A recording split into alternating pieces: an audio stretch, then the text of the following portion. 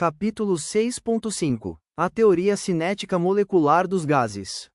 As propriedades como temperatura, pressão e volume, assim como outras propriedades relacionadas, como densidade, condutividade térmica, são conhecidas como propriedades macroscópicas da matéria, porque podem ser medidas diretamente, sem referência à sua estrutura subjacente ou natureza molecular.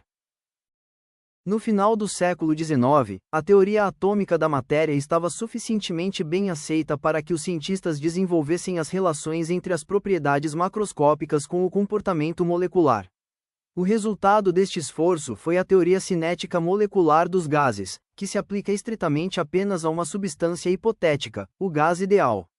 No entanto, veremos que esta teoria descreve o comportamento de gases reais a temperaturas e pressões normais com bastante precisão, e também serve como um modelo extremamente útil para o tratamento de gases em condições não ideais. Os princípios básicos da teoria cinético-molecular são: 1. Um gás é composto de moléculas, no caso dos gases nobres são átomos, separadas por distâncias médias muito maiores do que as dimensões das unidades e o volume ocupado pelas moléculas do gás é insignificante em comparação com o volume do próprio gás. 2. As moléculas de um gás ideal não exercem forças de atração umas sobre as outras, nem com as paredes do recipiente. 3. As moléculas estão em movimento aleatório constante que obedecem às leis de movimento de Newton. Assim as moléculas se movem em linhas retas até que colidam entre si ou com as paredes do recipiente. 4. As colisões são perfeitamente elásticas. Quando duas moléculas colidem, elas mudam suas direções e energias cinéticas, mas a energia cinética total é conservada. As colisões não são grudentas. 5. A energia cinética média das moléculas de gás é diretamente proporcional à temperatura absoluta. O termo média é importante aqui.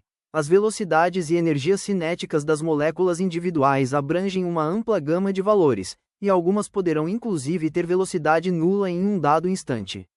Isso implica que todo movimento molecular cessaria se a temperatura for reduzida ao zero absoluto.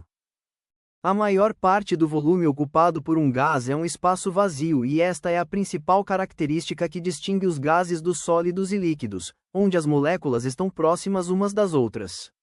As moléculas de gás estão em movimento rápido e contínuo. Em temperaturas e pressões usuais, as suas velocidades são da ordem de 0,1 a 1 km por segundo e o número de colisões que cada molécula é submetida é de cerca de 10 na 10 colisões por segundo.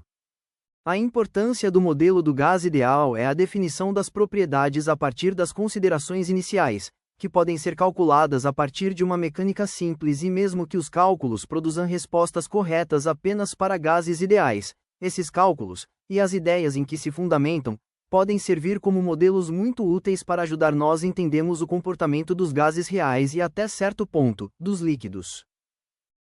Interpretação cinética dos gases ideais. A teoria molecular cinética nos capacita a entender por que um gás exerce pressão nas paredes de um recipiente. Qualquer superfície em contato com o gás é constantemente bombardeada pelas moléculas, que atingem a superfície com um momento ou quantidade de movimento, dado por momento igual a massa vezes velocidade. Como as colisões são elásticas, a molécula rebate com a mesma velocidade, mas na direção oposta. Esta mudança na velocidade ΔV em um intervalo de tempo ΔT é equivalente a uma aceleração, que é traduzida em uma força dada por força igual a massa vezes aceleração e a pressão que esta força exerce sobre a superfície da área é definida pela pressão igual à força dividido por área. De acordo com a teoria cinética molecular, a energia cinética média de um gás ideal é diretamente proporcional à temperatura e a energia cinética está relacionada com a massa do corpo e o quadrado da velocidade. Conforme a temperatura de um gás aumenta, a velocidade média das moléculas também aumenta. Quando a temperatura em graus Kelvin dobra, a velocidade aumenta por um fator de 4. A variação do momento nas colisões com as paredes do recipiente é maior e transfere mais energia para as paredes. Se as paredes estão mais frias que o gás, eles sofrerão aquecimento e vão devolver menos energia cinética ao gás, e fazendo com que ele resfrie até que o equilíbrio térmico do sistema seja alcançado. Assim, quanto maior a temperatura, maior a velocidade molecular média, o que resulta em uma maior aceleração a cada impacto, maior força e maior pressão. Como a temperatura depende da energia cinética média, o conceito de temperatura só se aplica a uma amostra estatisticamente significativa de moléculas. A lei de Boyle é entendida pela teoria cinética molecular. A pressão de um gás depende do número de vezes por segundo que as moléculas atingem a superfície do recipiente. Ao comprimir o gás em um volume menor, o mesmo número de moléculas incide contra uma área de superfície menor, o que resulta em um aumento proporcional no número de choques por unidade de área e tempo, aumentando a pressão. A teoria molecular cinética afirma que um aumento na temperatura aumenta a energia cinética média das moléculas. Se as moléculas estão se movendo mais rapidamente, mas a pressão permanece a mesma, então as moléculas devem ficar mais distantes, de modo que o aumento na velocidade com que as moléculas colidem com a superfície do recipiente é compensado por um aumento correspondente na área dessa superfície à medida que o gás se expande. Se aumentarmos o número de moléculas de gás em um recipiente fechado, aumenta o número de choques com as paredes por unidade de tempo. Se a pressão deve permanecer constante, o volume deve aumentar em proporção, de modo que as moléculas batam nas paredes com menos frequência, e sobre uma área de superfície maior. O movimento molecular devido à temperatura é chamado de movimento térmico, que ocorre sem uma direção específica, ou seja, aleatório. Porém, se o gás flui através de um tubo, então ocorre uma translação não aleatória adicional. Este movimento se sobrepõe ao movimento térmico, e isso é o que consideramos como o fluxo do gás. Porém, há um pequeno problema. As moléculas fluindo perto do centro do tubo colidem principalmente com moléculas que se movem na mesma direção com a mesma velocidade média, mas aquelas moléculas localizadas próximas à parede, frequentemente colidem com a parede.